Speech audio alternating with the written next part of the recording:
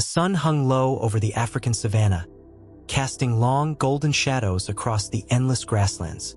The air was thick and humid, carrying the mingling scents of dry earth and distant rain. Walter Briggs, an American biologist who had spent years working in wildlife conservation, moved carefully through the brush, his boots pressing softly into the damp soil. Every sound, every rustle of leaves, every distant bird call was catalogued in his mind. He had learned long ago that in the wild, silence could be deceptive.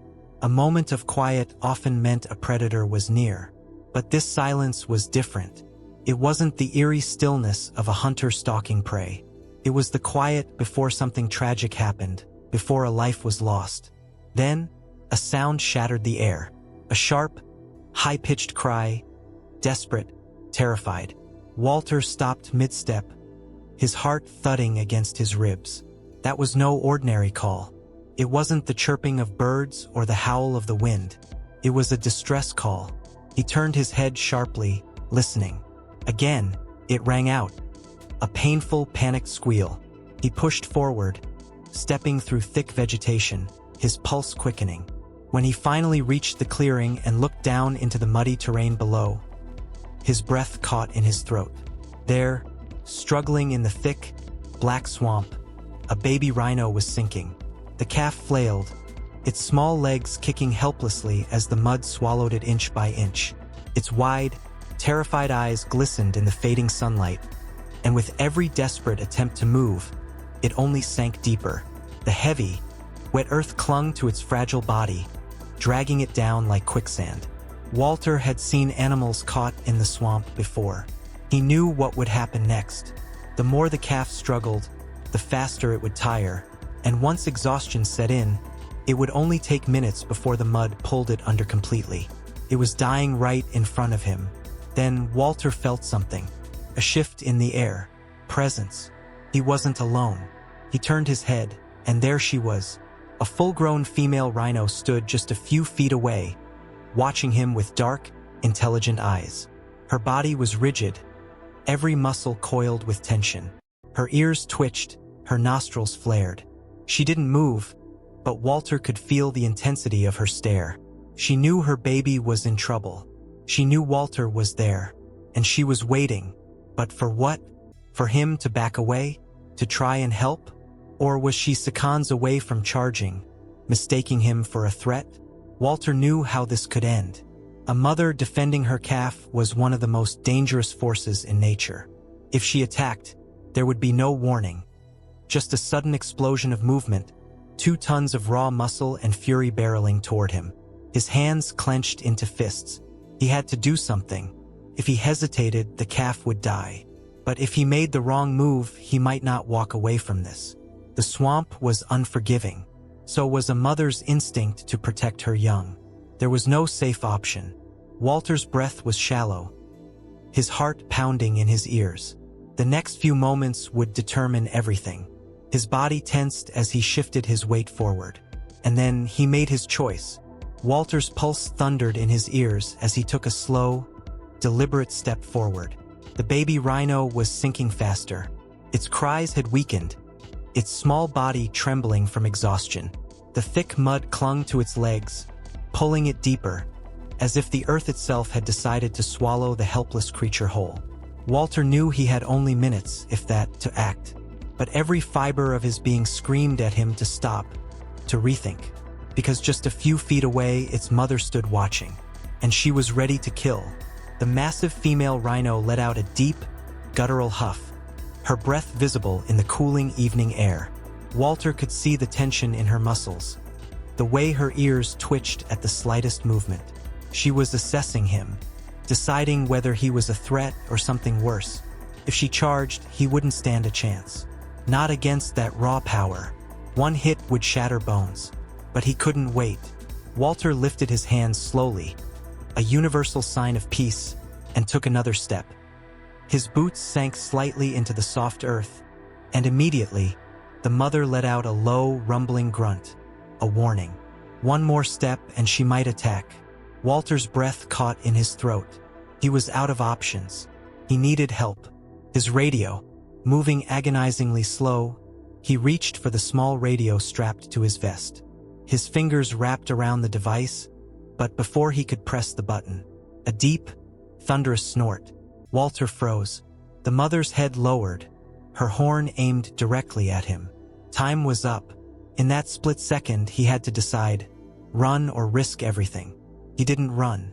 Instead, he did the only thing that might save both him and the calf. He knelt, lowering himself onto one knee. Walter kept his gaze down, but his senses sharp. He had seen this technique used before in elephant rescues. By making himself smaller, he was showing submission. He was telling the mother he was not a threat. It was a gamble, one that might buy him the few seconds he needed.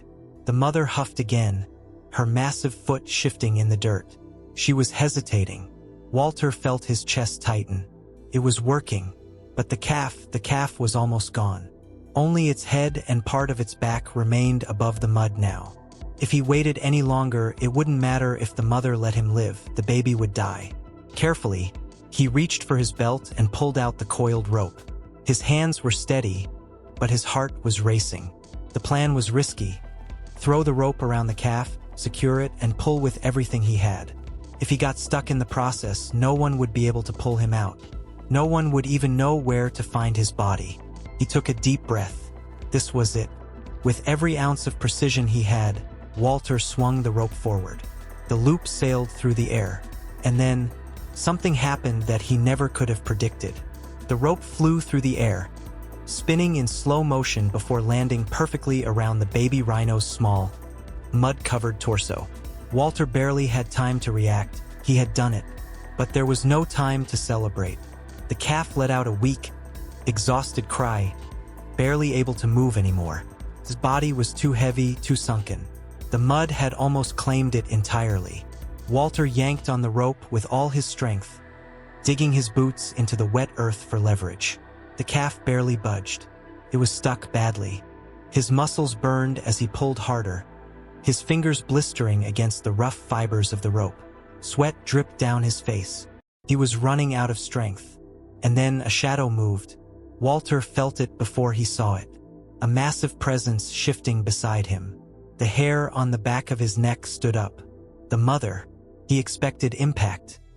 He expected a blur of gray muscle slamming into him, knocking the air from his lungs, breaking bones, leaving nothing but the sound of his own heartbeat fading into the dirt. But none of that happened.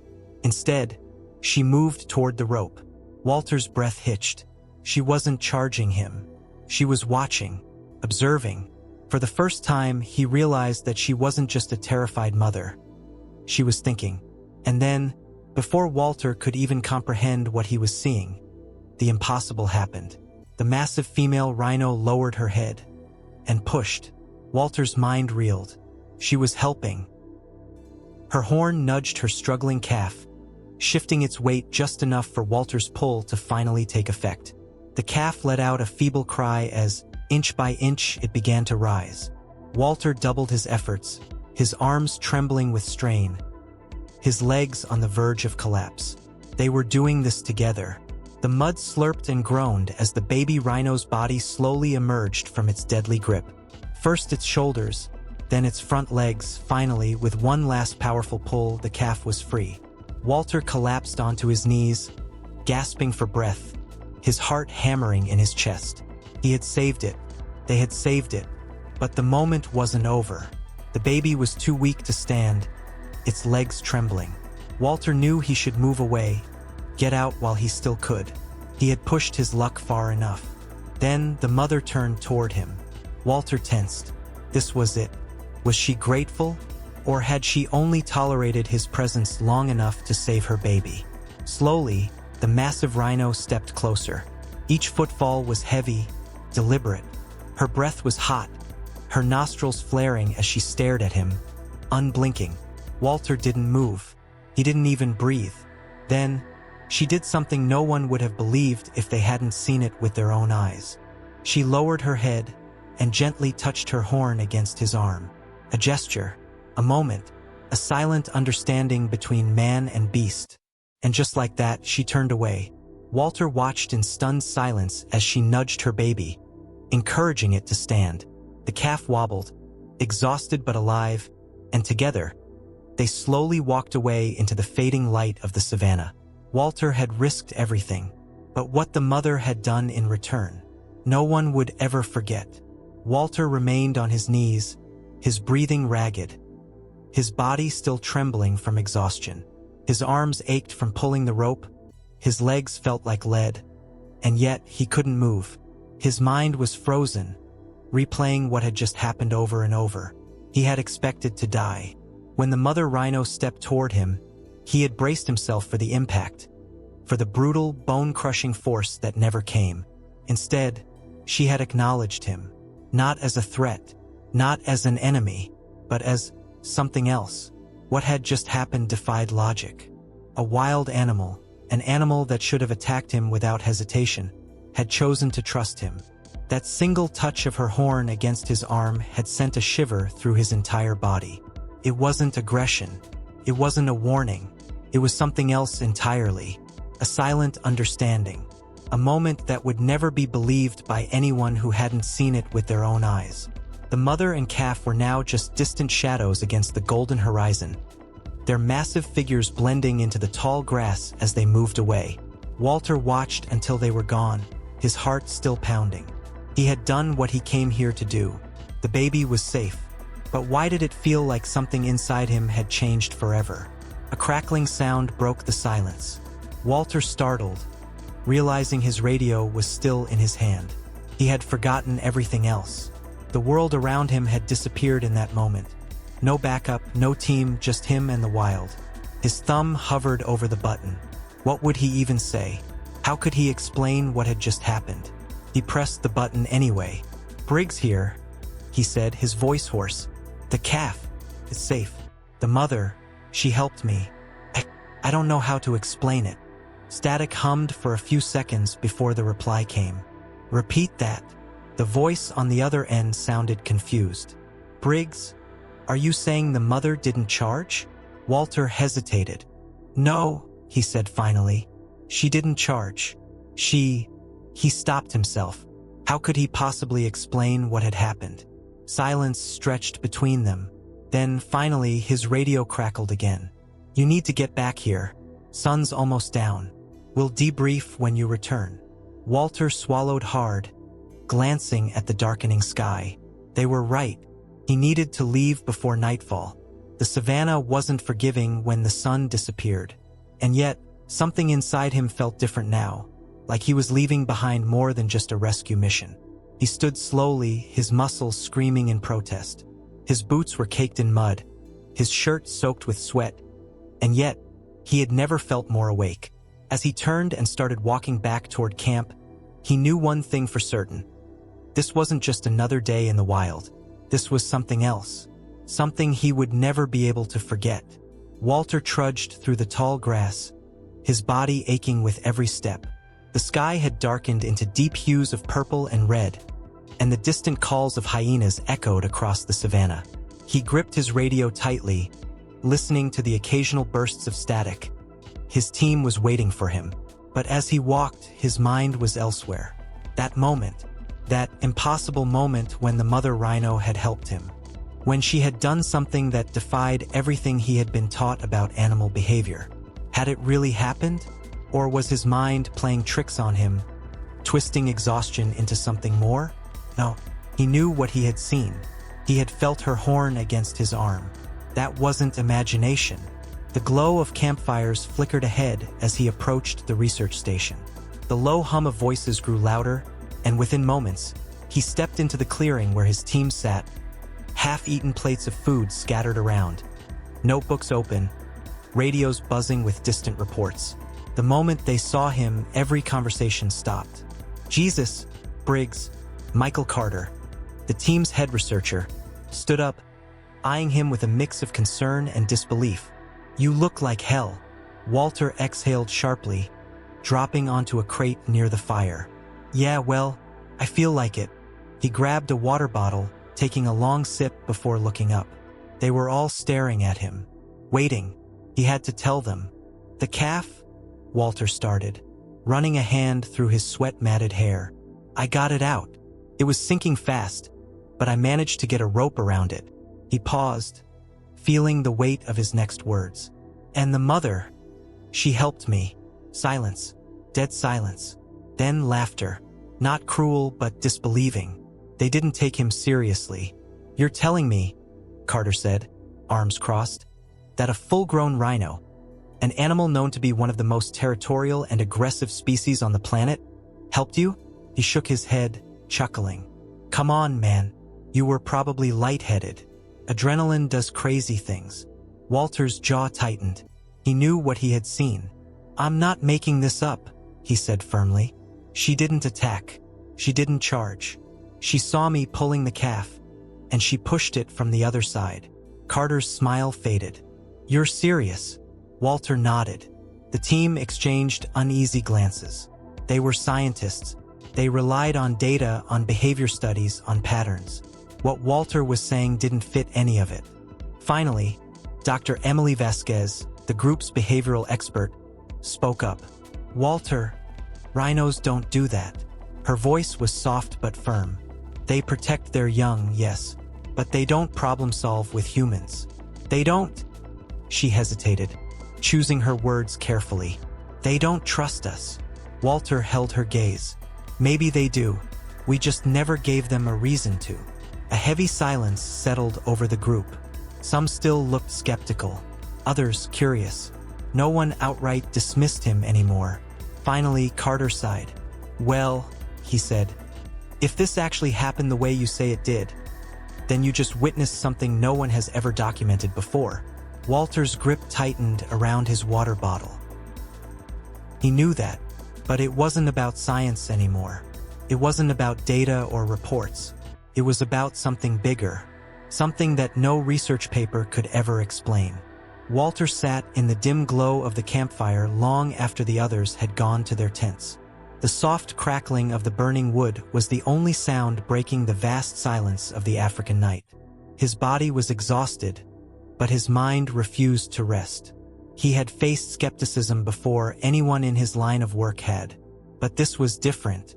This wasn't about statistics, migration patterns, or conservation funding.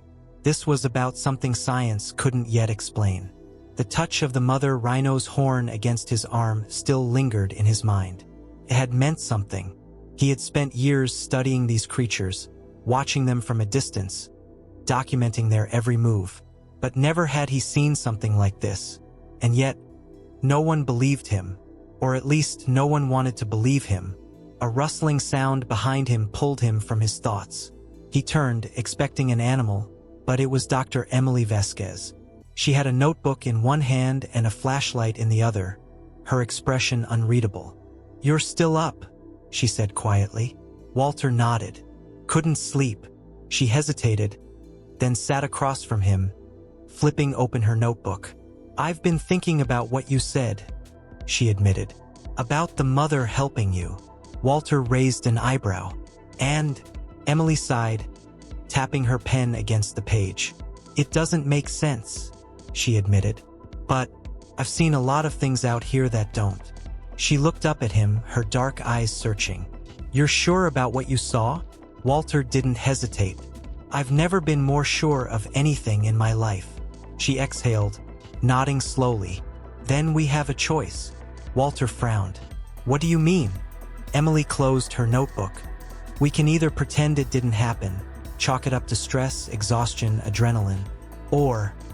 She met his gaze. "We start asking questions no one else is willing to ask." Walter's stomach tightened. He knew where this was going. "If we put this out there," he said carefully, "if we tell the world that a wild rhino problem-solved alongside a human to save her baby..." He shook his head. "People will call us crazy. The scientific community will rip us apart." Emily gave him a small, knowing smile. "Maybe. Or maybe it's the beginning of something bigger." Walter ran a hand over his face. He had spent his entire career trying to prove facts, studying hard evidence. He had never been the type to believe in things he couldn't explain. But now he wasn't so sure. The night stretched on, filled with distant animal calls and the occasional flicker of movement in the tall grass. Walter stared into the fire, feeling something deep inside him shift. The world wasn't ready for this truth. But that didn't mean it wasn't real. And for the first time in his life, Walter Briggs didn't care if people believed him or not. Because he knew what he had seen. And that was enough. Walter sat at the long wooden table in the research tent, staring at the blank report in front of him. The lantern above balancava levemente com o vento noturno, lancando sombras irregulars sobre o papel. As palavras estavam presas em sua garganta. How do you explain something that shouldn't be possible? The radio crackled beside him, followed by Carter's voice. Briggs, you're writing that report, right? Walter exhaled sharply, gripping the pen tighter. Yeah, he muttered. But was he? His hands hovered over the keyboard of his laptop. His entire career had been built on facts, on data. What had happened with the rhino was something no textbook, no field manual, no scientific study could explain. If he wrote the truth, if he sent this report as it had happened, what would they say? He could already hear the response from the scientific community. Impossible. Misinterpretation. Wishful thinking. Biologists don't deal in fairy tales. Walter leaned back in his chair, rubbing his temples. He had two choices. He could write the report the way they expected. Say that the baby was in distress, that he intervened, that the mother, against all odds, did not charge. That alone was rare enough. No one would question it. It would be filed away as an unusual but explainable event. No controversy, no backlash, no one questioning his credibility. Or he could tell the truth. Tell them that the mother rhino had done more than just not attack. She had watched. She had understood. She had helped. He could write, in cold, undeniable words, that she had made a decision that defied everything science believed about animal cognition. Walter stared at the screen, his fingers twitching. They'll call you a liar. You'll lose funding. Your reputation. No one will believe you. And yet, he couldn't shake the feeling that this was bigger than him. Briggs. The radio crackled again. You there? Walter swallowed hard. He glanced at Emily, who sat across from him, flipping through her notes. She hadn't said a word since last night, but he knew she was waiting. Finally, he looked back at the report. His fingers moved, and he made his decision. Walter sat motionless, his fingers still resting on the keyboard. He had done it. He had written the truth. The report was raw, unfiltered. No careful wording to downplay what had happened. No excuses. It was all there. How the mother rhino had observed him, how she had stepped forward instead of attacking, how she had helped him pull her calf from the swamp. It was undeniable. It was real. With one final breath, he hit send. And then he waited. For 2 days, there was silence. The research station carried on as usual morning patrols, data logging, meetings about conservation efforts. But Walter felt the weight of something coming. And on the third morning, it arrived. Carter stormed into the research tent, a printout of Walter's report clenched in his fist. His face was red, his jaw tight. Walter barely had time to set his coffee down before Carter slammed the papers onto the table. What the hell is this? Carter demanded. Walter glanced at the report. It's exactly what happened. Carter scoffed. You expect people to believe this? That a rhino, one of the most unpredictable and aggressive animals we monitor, chose to help you? He shook his head, pacing. This is reckless, Briggs. You just threw away your credibility. Walter leaned back in his chair, calm despite the storm brewing in front of him. I didn't write it to be believable, he said. I wrote it because it's the truth. Carter let out a dry laugh. The truth? Walter, you just turned this into a circus. The board is already questioning whether we should even keep you on this project. Walter stiffened. He had expected doubt. But this was worse. Emily, who had been silently reading the report in the corner, finally spoke. Carter, she said carefully, you and I both know animal behavior isn't as simple as we like to pretend. We study patterns, yes, but every so often, something happens that doesn't fit those patterns. Carter turned to her, eyes narrowing. You believe this? She met his gaze without hesitation. I believe Walter isn't the type to lie. Walter exhaled slowly. At least he wasn't completely alone in this. Carter rubbed his face in frustration. "Listen," he said, his voice lowering. "I know you think this is some big discovery, but you don't understand how this works. If we push this, if we publish something like this, it undermines everything. Scientists don't work on maybe. We work on facts." Walter crossed his arms. "And what if the facts are changing?" Silence. Carter stared at him, and for a moment, Walter saw something in his eyes. Not just frustration, not just disbelief, fear. Because if Walter was right, if animals could think and choose in ways they had never acknowledged, then everything they knew about the natural world was incomplete. And that terrified people like Carter. Finally, Carter shook his head. "I'm pulling your report. We're not publishing this." Walter's jaw tightened. "You can't just erase this." "I can, and I will," Carter snapped. "If you want to keep your position here, you'll rewrite it. You'll say the mother simply didn't react aggressively. That's all. No implications. No problem-solving rhinos." Walter's hands clenched into fists under the table. He knew how this worked.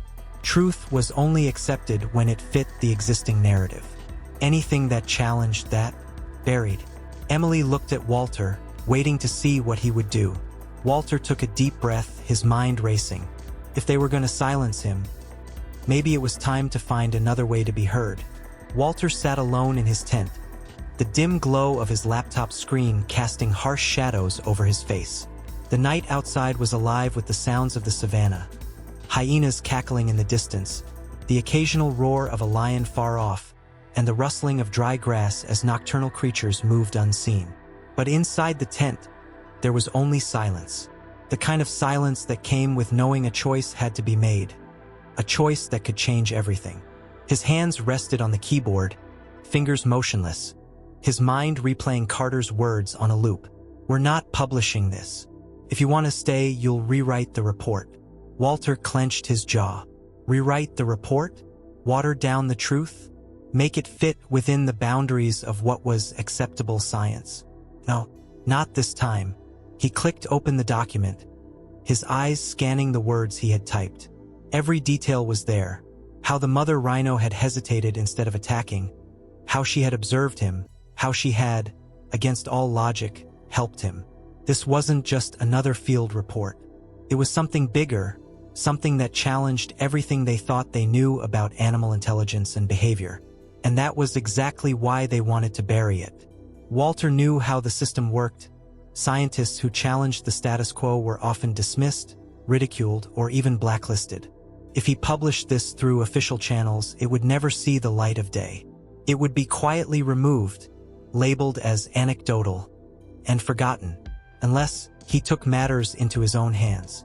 His heartbeat pounded in his ears as he opened a new email. If the scientific community refused to listen, then he would find people who would. He typed in the first recipient, National Geographic, then another, BBC Wildlife, then another, the New York Times. His stomach tightened. He knew what he was about to do. This wasn't just sending an email. This was crossing a line he could never uncross. He attached the report, adding every field note, timestamp, and even an audio recording of the mother rhino's movements. Proof that what he had witnessed wasn't a hallucination, wasn't adrenaline, but something real. Undeniable. He hesitated only for a second before typing a single sentence in the email's body. There are things happening in the wild that we do not yet understand. His finger hovered over the send button. Once he pressed it, his career as he knew it could be over. Carter would see it as betrayal. The board might pull his funding. The scientific community would likely dismiss him as a dreamer or worse, a fraud. But then he thought of the mother rhino, of the way she had looked at him, of the way she had acted not out of instinct but out of something more. Intelligence, trust, a choice. Could he really stay silent? Could he pretend it never happened just to protect himself? No. Walter pressed send. The email vanished. Walter leaned back, exhaling sharply, his pulse racing. It was done. He had just taken the biggest risk of his career, maybe of his entire life. There was no going back now. Outside, a low rumble of thunder rolled across the sky, distant but growing closer. A storm was coming. He could feel it in the air, in his bones. And after tonight, nothing would ever be the same again. The first email response came the next morning. Then another. By midday, Walter's inbox was flooded. National Geographic, BBC Wildlife, the New York Times, even smaller conservation blogs had picked up the story. Some responses were cautious, skeptical, but others were hungry for more. They wanted interviews, details, proof. Walter knew what was happening. He had lit a fire, and now there was no way to control how far it would spread. Then came the backlash. By the afternoon, Carter stormed into Walter's tent, his face red with anger, a printed email clenched in his fist. "What the hell did you do?" he spat, slamming the paper onto Walter's desk. The subject line read, "American biologist reports unbelievable rhino encounter. A new understanding of animal intelligence?" Walter didn't flinch. He had been expecting this. "You went behind our backs," Carter seethed. "Do you have any idea what you've done?" Walter met his glare, his voice steady. "I told the truth." "The truth?" Carter scoffed, running a hand through his hair. "You just destroyed your credibility. No one in the field will take you seriously after this." His eyes burned with something deeper than anger, fear. "You don't get it, do you? You didn't just put your career on the line, you put ours on the line. The whole station is under scrutiny now. Donors are pulling out. The board is furious. You've made us all look like fools." Walter's jaw tightened. "Or maybe," he said slowly, "I made people ask the right questions for once." Carter let out a bitter laugh. "You think you're some kind of revolutionary? You think one article is going to change the way we see animal behavior?" He shook his head. "This will blow over. They'll call it a misunderstanding. A desperate scientist looking for attention. And when they do, you'll have nothing left." Silence filled the tent. Walter could feel the weight of the moment pressing down on him. He had risked everything, and Carter was right. There was a real chance that the world would dismiss him, that he would be ridiculed, shunned from the scientific community. But then he thought of the mother rhino. That touch, that moment when she had made a choice. He knew what he had seen, and even if the world wasn't ready to believe it, he couldn't pretend it hadn't happened. "I'd rather lose my career," Walter said finally, "than bury the truth."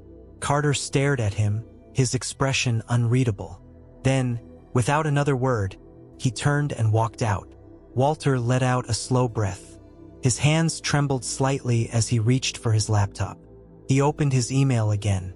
More messages had come in, some questioning him, others supporting him. But one stood out. A research institute wanted to fund an independent study on large mammal cognition. They wanted him to lead it. Walter stared at the screen. Maybe Carter was wrong. Maybe this wasn't the end. Maybe it was just the beginning. Outside, the wind picked up, rustling the canvas of his tent. The storm that had been brewing for days finally broke, thunder rolling across the vast African sky. Walter closed his laptop, stepped outside, and let the rain wash over him. The world wasn't ready for the truth, but the truth was coming anyway.